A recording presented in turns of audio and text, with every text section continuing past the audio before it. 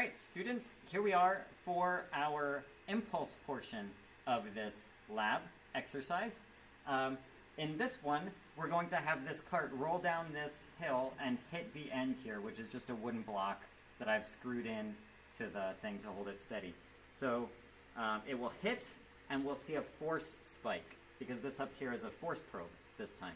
So at this point, we want to see what's the maximum force that happens, and what does the spike of force look like when this collision occurs? Because what we're dealing with here is impulse, which is force times the time that the impact lasted, if you recall correctly. So force times time is equal to the impulse. So we're going to see the force, and we'll see how long it lasted. We're not really going to do any calculations involving the length of time, but you'll be able to see the difference in force related to how long the impact actually lasted. So I'm going to compare the two for that. So here we go. In order to do that, all I've got to do is set this at a particular point on the track and make sure I do the same point on the track for when I replace it. So we'll do it once with this, just this rubber stopper at the end. It's hard rubber, so it'll be a pretty quick, sharp impact. And then we're going to use this. For the second time, we'll use this rubber hoop, or this metal hoop instead. And what that'll do is it'll bounce like this, right? So this kind of impact lasts a lot longer than this kind of impact, where you're hitting a hard rubber stopper like that.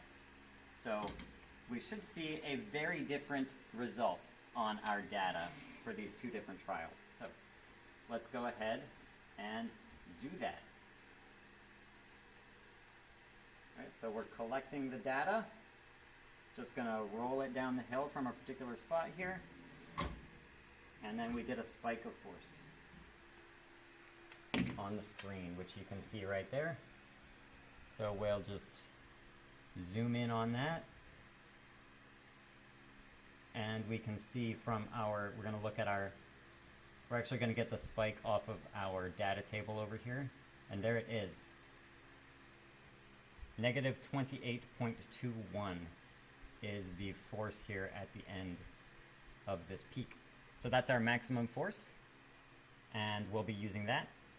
As before, I'll go ahead and put a screenshot of this into the video.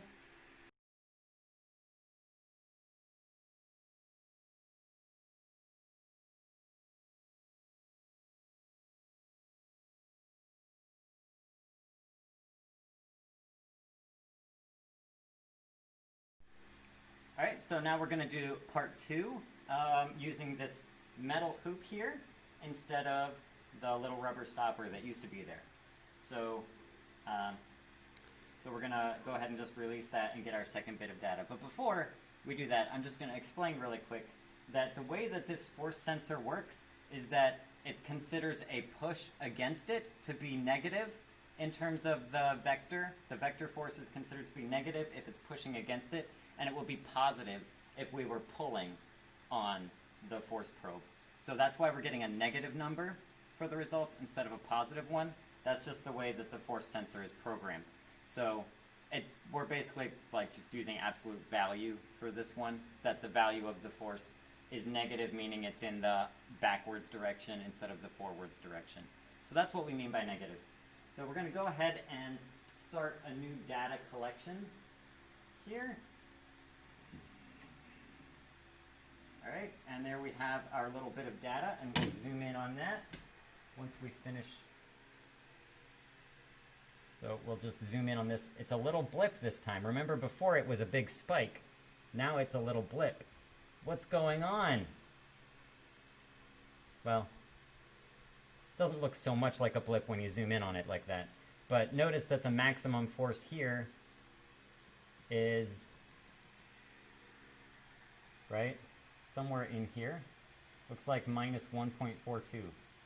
You can see that the impact lasts over a much longer period of time. For the other data, we had basically one number, and that was just the number right in the middle, and there wasn't really any evidence of an impact lasting longer than like one data collection interval, right?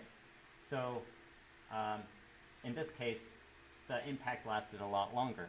So the maximum force is much less than it was in the first case. So here's the data, and I'm going to put it up as a screenshot, and that will help us to go ahead and analyze the data.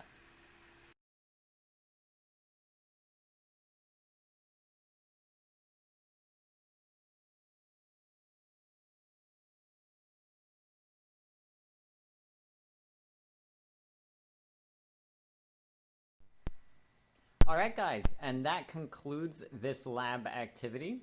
I hope you enjoyed seeing that and working with the data. I'm going to point out really quick that I made a couple of small mistakes in my audio when we were recording the trials. The data is not exactly correct verbally. I was reading the wrong number at a couple of points. So you just use you need to use the data that I posted as a screenshot and not the data that I was, speaking as I was doing things on the computer, okay?